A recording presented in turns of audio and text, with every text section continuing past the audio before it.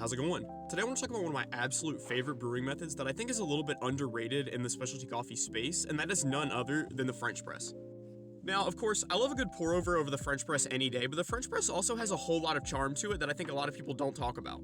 The French press is a cheap, easy, and effective method for brewing coffee that with just a little bit of attention to detail doesn't have to be muddy or murky. It can make really good cups. Here I'm going to use 15 grams of coffee for a 1:15 ratio. I'm going to grind my coffee a little bit finer than a lot of recipes call for. That's because if we go too coarse, our coffee is going to be really watery. We want it to be just fine enough to still extract a lot of flavor, but not go through the filter too much. Now, I say not too much because there's no absolute foolproof way to prevent sediment in your cup using a French press. It's just something that's going to always be there, but we can absolutely minimize it with the right technique. Here, I'm using about 50 grams of coffee to bloom. A lot of people will debate about whether you should bloom your French press or not. I just personally prefer to do it to be on the safe side.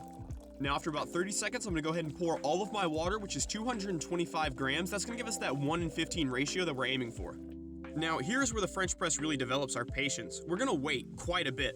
The reason for this is so the coffee can extract, but also because we want our grounds to go down to the bottom. Now, after 4 minutes, we're giving it a quick little stir, and whatever grounds come back up to the top, we're going to want to scoop those out. Now, after about 5 more minutes of patience, we're going to want to go ahead and plunge our coffee.